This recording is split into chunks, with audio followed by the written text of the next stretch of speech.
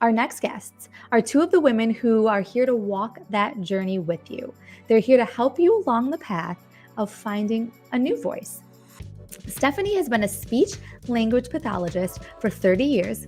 She shares her talents with the school system in addition to our wonderful chapter, and she serves the Central Illinois and surrounding areas for us. Now, Elizabeth has been a medical speech pathologist for 9 years. Her work specializing in neurological conditions at the North Shore University of Health Systems had led her to our chapter where she serves individuals living with ALS in the Chicagoland area. She is also the lead speech pathologist in the ALS clinic at Glenbrook Hospital. So we are so lucky to have both of these beautiful women joining us tonight and as part of our chapter. We thank them so much. We are very, very excited to have them share their insight on what the communication journey looks like for individuals living with ALS. So please welcome speech language pathologists and our very own ALS Association's Greater Chicago chapter's speech language pathologists, Stephanie Barb and Elizabeth Wu. Hi. Hello, Hi, ladies. Susan. My goodness, I am so Thanks for having us. Absolutely. And I just think this was such a beautiful opportunity to have the two of you really break some things down for us, explain some things to us, especially after hearing Stephen. He's just one of many families that have been through this, but they've seen a loved one lose the ability to communicate. And that is just, unless you've witnessed it, it's something unfathomable to think, just sort of think about. So first off, let's start by explaining to people that maybe don't know this. So what is a speech language pathologist, and what do you girls do? And specifically, what do you do for our chapter, for the ALS Association? Sure. You want me to jump in, Liz? Yeah, jump in. It's a free for all here. All right. Go for it, Stephanie.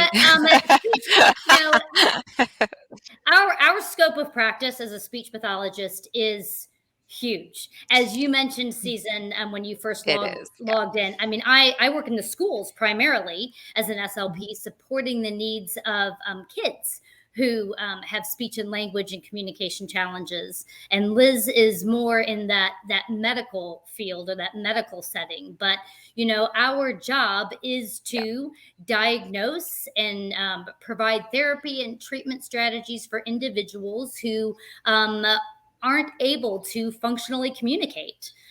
Liz, you have anything else you want to add to that? Yeah. I mean, so I work for a hospital system, and I'm an outpatient therapy. So I work with people who've had neurologic conditions. So ALS being one of them, but also stroke, Parkinson's disease, brain tumor. So more of the rehabilitative side of speech therapy. And it's something I guess you don't even really realize is maybe a job or a need until you find yourself in need of the situation and you realize how completely invaluable that is. It's so important what the two of you are doing. So what led you to this line of work? Is this something that you two always, did you have the dream of, I want to grow up and be an SLP? How did this come about?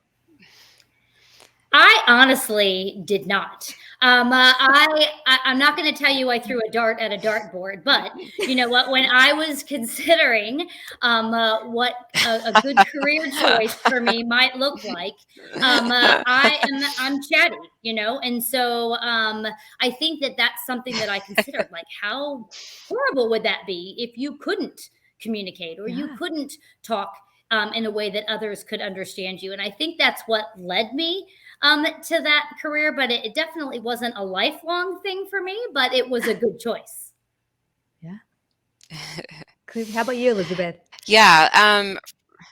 For me, so my mom is a retired special education teacher, so she kind of brought me to speech pathology. But then when I started taking coursework, I found myself more interested in my neurology classes, my medical classes, and offering them either, you know, rehabilitation or just ways to compensate and kind of live with their speech and swallow and cognitive changes. That just kind of really spoke to me, and that's how I ended up in the medical side of speech therapy. Well, I'm so thankful that you found your way to that, because really, again, what the work that you do is so important. And you both have had such successful and wonderful careers that thankfully led you to our chapter one way or another. All of those dots connected and brought you to us. So what's it been like to be working with the ALS Association, the Greater Chicago chapter?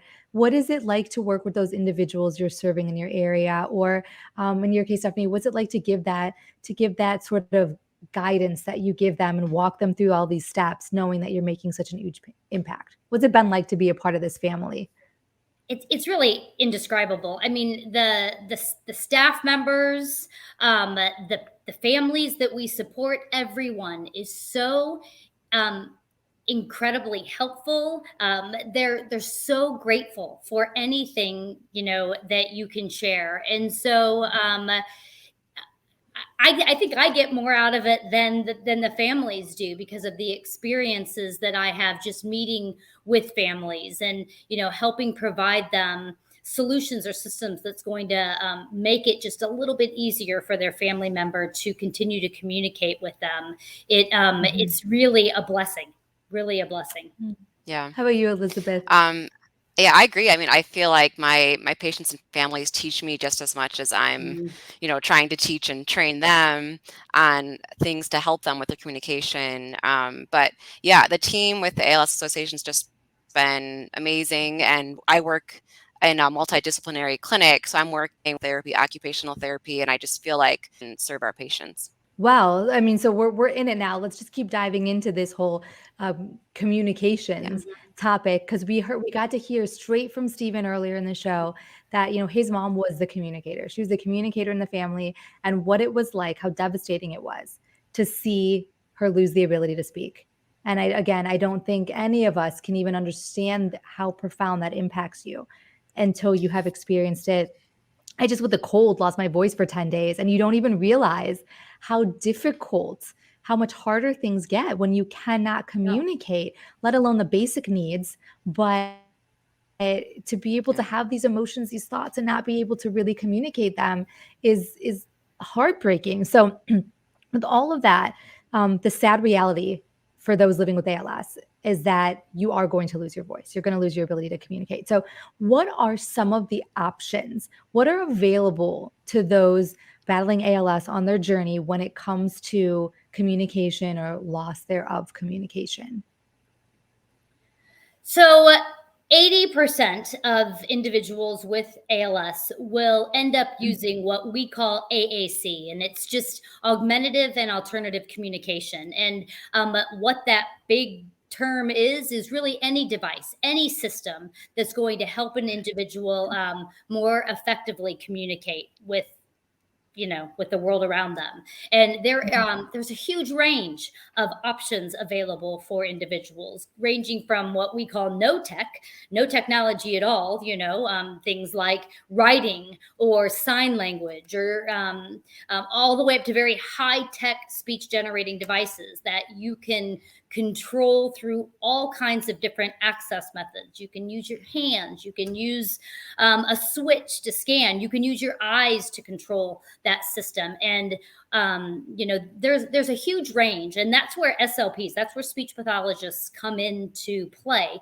is that it's our job to help determine which system, which device is going to work best for an individual, given their preferences, their needs, their wants. It's our job to help kind of match that system to those wants and needs.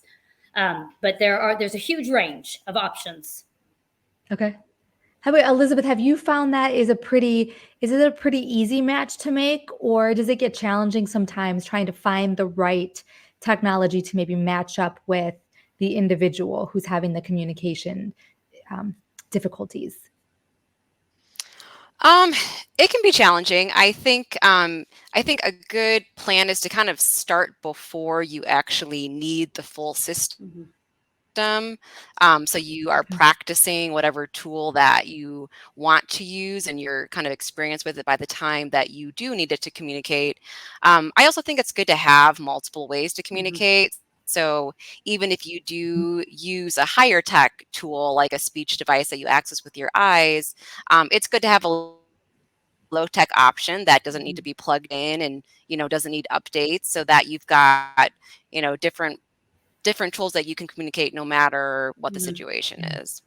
Yeah, when the power goes out, what are we gonna do? So, yeah, different options. So do you ladies have any, because I know you both run sort of the lending closet, which we're going to talk about in a second, but do you have any of these devices you can maybe show us and explain for people that haven't directly experienced ALS and these communication issues? Maybe teach us what some of this equipment does. Sure. So I've got a couple of things available, and let me kind of pull one out. Let's see how well we can see this. So what I have here is just, it's a low-tech communication board, and I don't know, can you just see a part of it? Yeah. Okay. Oh, there we go. Yes. All right. Yeah, So what good. this is a system that someone could use either by pointing, or they could use things like lasers. I don't even know if that will show up as I do this here. You can kind of see it. So you can use lasers to spell out messages or to hit single words to communicate messages. So we have low-tech boards like that. Here's another one that someone could use with what we call a smart partner, and that's someone who's helping them communicate. So perhaps they're scanning through the options until they get to the letter that they're looking for to spell out messages. Folks can use iPads, tablets that people have readily available. Oh, and you really can't see that, can you? There are so many apps that are out there that have what we call voice output. And what that means is, and I'm not, no, I've got headphones in, so you're not going to hear it. But when I hit a button, it will speak. There are different ways to access those, things like an adapted stylus if you're not able to isolate a finger to control that system. There are high-tech devices, and these are the, kind of the systems that everyone talks about. These, again, have speaking software built on them. So an individual uses their access method, whether that's their hands or their eyes or whatever they're using to control the system, so that they can create messages that are either pre-programmed or create completely novel messages using keyboards and single words. So there is a large range. And like Liz said, really, we're multimodal communicators. So it's really great if we have more than one system that works for us. And if high tech is your primary means, having that backup low tech system and making sure that everyone knows how to use it is so, so important for making sure that, communication is always available. Yeah. Liz, anything you want to add? Any of those? Do you have maybe a favorite of the high or the low techs that you like referring out to your clients maybe the most? Well, I see a message in the comments about the boogie board, so I have one of those too. So kind of like an Etch-a-Sketch, adults like Etch-a-Sketch, where you can write a message and then easily delete it, and it's convenient, lightweight, and doesn't use a lot of paper. So I know a lot of my patients like the boogie board too. We work a lot with the company Tobii Dynavox, so a lot of our equipment that we have in the lending closet is that company, and they make a lot of good devices, but that you can access with your eyes or your head movements. Okay, so speaking of, you brought that up too. So the lending closet. So ladies, because both of you run a lending closet, so can you just briefly tell us sort of what that is and why this is so special? So we often, or we don't often, we receive devices through donation when someone no longer is using that piece of equipment. And what we do is we make sure that the equipment is updated and that all personal information is removed. And then we house that equipment. And when either another speech pathologist in the community reaches out to us, or a family reaches out to us and says, hey, I have a loved one who potentially could use some equipment, then our job is to work with that speech pathologist or that family and have those discussions about what they're looking for. And if there's something that we have in our lending library that's going to meet someone's need, then we do our best to get it to them. We have speech generating devices. We have mounting systems for those devices, so that especially if you're using eye gaze, then the device can be positioned appropriately. But it's mostly, or my inventory is mostly high-tech equipment. Okay. When I think what's really exciting too about this, guys, is all this equipment that both of you Chicago. have, and there are more speech language pathologists. So we have this great network of these lending closets, and all of the equipment you guys have, high or low tech, it is all given out for free. It is all lended out to the individuals battling ALS so that they can communicate with their loved ones free of charge, which again, you know where I'm going with this. That is why these donations are so incredibly important, because it helps keep these programs going. It helps make them possible so that we can provide all of these services, all of this equipment for free, so that we try to make sure communication loss is not an issue, that you're not actually going to lose your voice. You're just going to find your voice in a new way. Yeah. I always like to remind people, you know, the inability to speak does not mean the inability to communicate. They're not equal. You know, you may not be able to speak, but you can still communicate. And it's our job to help find that system that's going to allow you to do that. Absolutely. Absolutely. Now, you guys, what maybe when we were talking on the phone, I liked this. So because you're dealing with this, you guys are just diving into all of this. What is maybe the most common question that you guys get that comes up when you're having these talks with the families to prepare them for what's to come? I'm going to say, and Liz, you may think something different, but I think one of my most common questions is about message banking or voice banking. I get a lot of questions about what that is and how to go about doing that. Liz, you probably get a little bit more of that than I do, but the other common question is about how you acquire, you know, communication systems and when they should start seeing a speech pathologist, things like that. So voice banking, so there's two different things. Voice banking is the process of recording your voice using a computer program that will eventually create a synthesized version of your voice.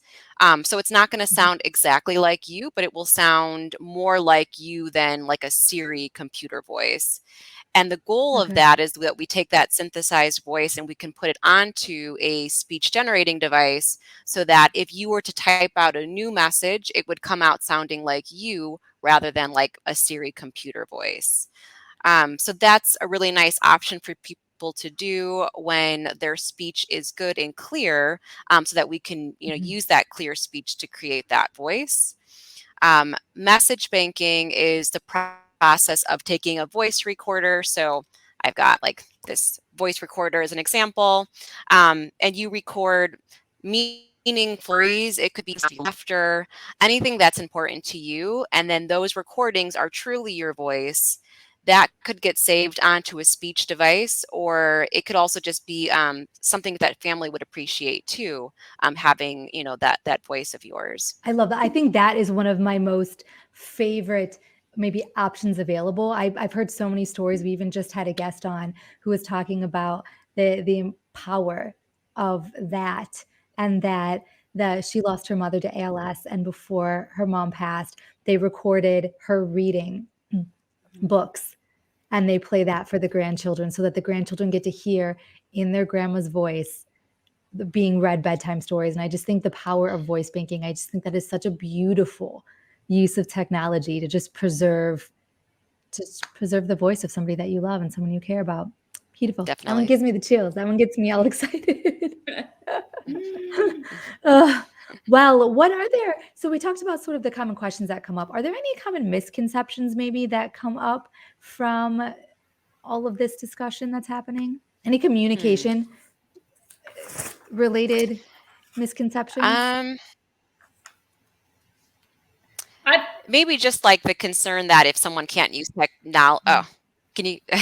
if someone can't use technology, that they're gonna, you know, not be able to use a communication tool. But like we talked about, there are so many low tech options that it's really not necessary to use technology. Right. But being proactive versus reactive is another thing. I often hear people say, "Oh, my speech is really Yeah. strong right now. I don't, it's not a concern of mine." But Yeah. with ALS, we don't know when that change will occur.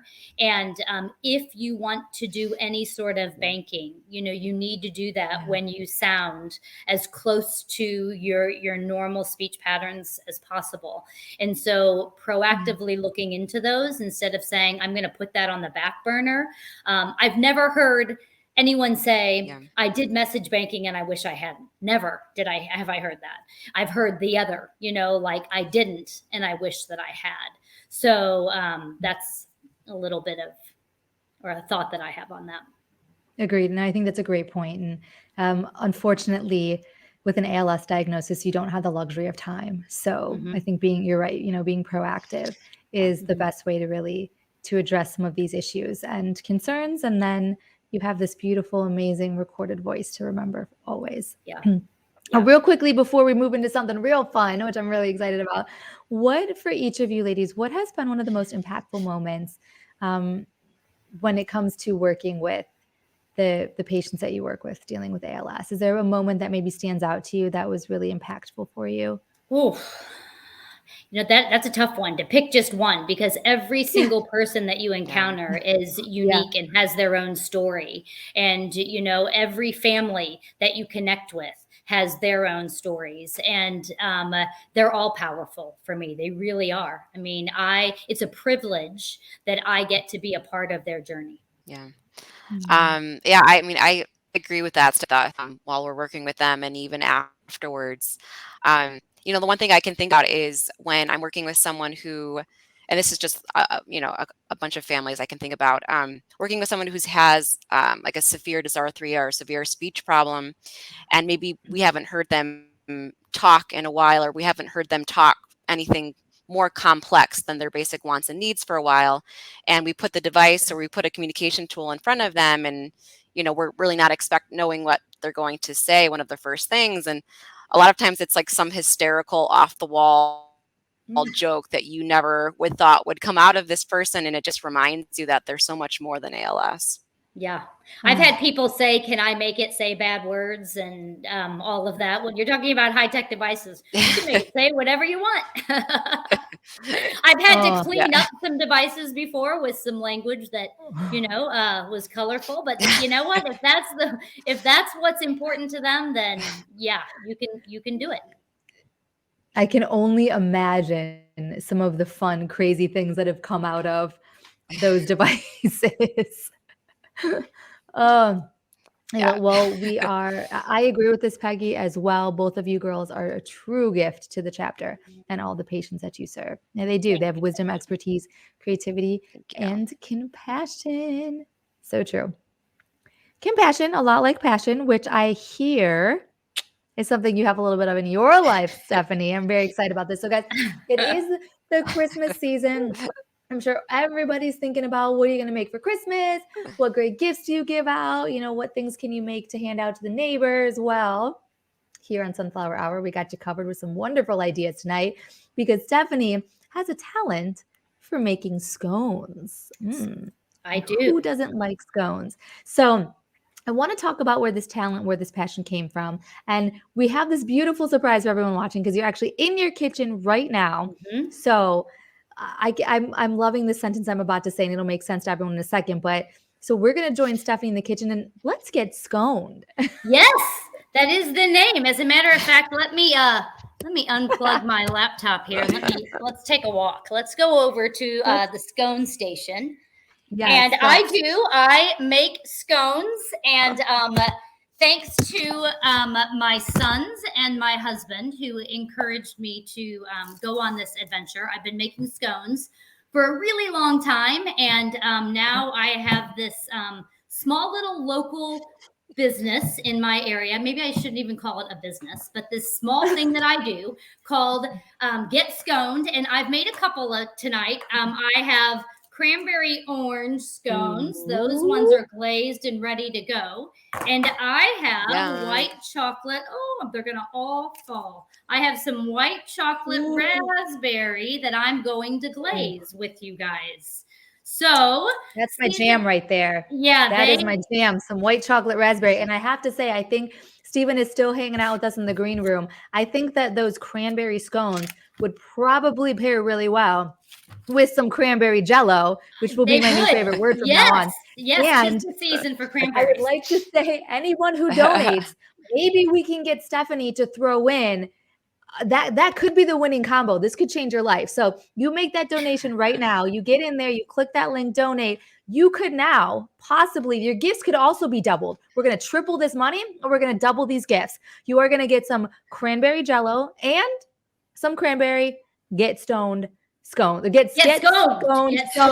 Not yes. I'm telling you, I throw in the towel tonight. I need someone else to take over. We'll bleep that out in post-production. Don't you worry. Good gosh.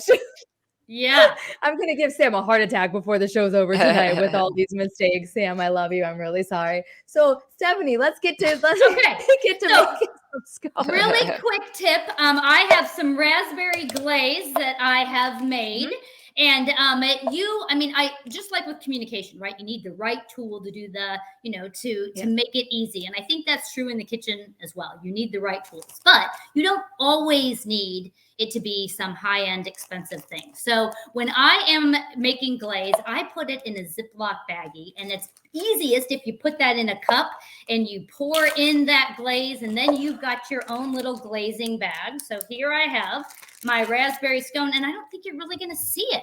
Let me see if I go down a little bit. There you go. Now you can't see me, but you can see the scones. So then if you just clip the very, which way? There we go. The very tip of your bag, then you are going to have your glaze. And so I'm just going to take my raspberry glaze, and I am going to finish off these scones. So these scones are actually going out tomorrow morning. I don't ever freeze my scones, or at least I don't sell the scones once they're frozen. So I make these on order. People send me their requests through my Facebook group, and then I box them up and put a cute little label and a bow on it and send them out. They freeze really well. So if people are buying them for something like an event, then they can stick them in the freezer and they will have a little more life. So that was it. That was a quick glazing of the white chocolate raspberry, but it is something that I have a lot of fun doing. And thank goodness I have a lot of people in my neighborhood, and my parents as well are always very willing to taste test new flavors and tell me if it's a go or if it needs to stay in research and development phase. So. Well, Stephanie, I think you have 2 more volunteers between Liz and I. I think we could do the really miserable, horrible, hard job of being your taste testers for your scones. Scones on the beach. Absolutely. Yeah, yes, I'm up for that. Please bring those as well. Have you had any weird, crazy flavor requests? Like, what's the craziest combo of flavors you've ever made a scone out of? I don't really get crazy requests. They have to sound good to me. So one of my most popular is a lemon blueberry. The white chocolate raspberry are really popular. I do right now I have a candy cane crunch, which is a chocolate scone with it's got a little mint flavor in it and a little chocolate glaze on top with some crushed candy canes. That's a yummy one. I do a chocolate peanut butter. Lemon poppy seed, confetti cake. So I am not hearing anything. I'm not hearing anything with Nutella in it. And I don't have. I do have a scone. hazelnut scone. I do have a hazelnut chocolate chip scone, but it's not made with Nutella. But you know what? Nutella kind of like bacon. I also don't have any savory scones yet. That's something that my husband keeps poking me about. But I haven't gone down the savory flavors yet. Maybe someday. I love this. So there's a couple minutes left in the show, guys, but drop a crazy scone suggestion in the comment section. We'll see if we can get Stephanie to incorporate that in her Get Sconed, and she can give you a shout out for that. Sam's going to kill me. We need to get me off the air real fast. I'm going to blame these cough drops. I think that PSA for everyone, don't take too many cough drops. This is what happens. You lose your ability to speak and to think. It is a real problem that is happening. But yeah, I'm glad that Sam is with me on this Nutella idea. Stephanie, I gladly would help you try it out until you find the perfect combination All right. of Nutella for a scone. Yeah. And so if anyone watching this is mouth-watering like we are right now, where can they get your scones? Well, right now it's just a local to the Peoria area because I bake them fresh and it's pickup. People come to me and get them. So right now I am local. I haven't investigated the whole shipping bit yet, but that's the way you get them right now is you have to be in the Peoria area, and then you reach out to me on Facebook and we go from there. Well, I have a feeling I haven't tasted them yet, and I'm really intrigued too, but just from looking at them, they look incredible. So, and I've heard some really great things about them. So I think that an incredible one of your scones is worth driving for. So if you find yourself in the Peoria area, find yourself over to Stephanie's. Let me know. We'll get you that order in and get yourself a very fresh scone. It could possibly be one of the beautiful ones she frosted tonight if you make your way over there tomorrow. Gotta be quick. Gotta be quick. Well, before we let everyone go, while you're in the kitchen, do you have any tips for us? Anything you'd like to share, a useful hack other than your frosting, your piping bag? Oh, that was my hack. That was the hack. That was the hack. Yeah, that was it. That was my hack. That was my hack. Okay, no, that's a good hack. Okay. How about Liz? Are you good in the kitchen? Do you like make it? Have you ever attempted to make a scone before? I have never attempted to make a scone. I would say I am mediocre in the kitchen at best. Okay, so Stephanie can teach you and I a thing or two. She can teach us how to do this. That'll be an episode to come. Don't you worry. I spent most of my time chasing around my 15-month-old right now, so it's a lot of grilled cheese and large batches of vegetables. Okay. You know what? That's a great idea, Stephanie. You can make some kid-flavored scones, some, like gummy worm scones or some confetti cake. Scones my kid scone, confetti cake. It's got sprinkles all in it. I like it. Well, I think Sam's in the same boat as we are. So I think that when I come back to town, I think we need to all get together, Stephanie, and you can bring us into the kitchen, maybe teach us a thing or two, and then we will just eat and taste test all your scones to help you with research and development. Perfect. I brought them to the last walk. So everyone who was there, I forced one down them to give me some feedback. So I love it. Force feeding out the good food. I am always down for that. And I have to honestly tell you, this is a true fact. I have never in my life actually tried a scone. Never. Oh. I know. And I'm not going to until I come back because I want the first scone that I ever try to be one of yours. I go for the muffins. I go for the bagels. I've never actually tried a scone. Well, scones are typically dry, and that's kind of my claim to fame is that I pride myself in having not dry scones. So there you go. So that is the winning combination. That is definitely going to be the first one I ever try. And it might have to be that white chocolate raspberry. So I'm very much looking forward to this. Ladies, thank you so much. Thank you for taking us into your kitchen. Thanks for having a little bit of fun with us. And especially if anyone needs any holiday tips or ideas, and you have any questions related to scones, reach out to us because we can get you in touch. We know somebody that is slightly an authority on scones. So we will help you out.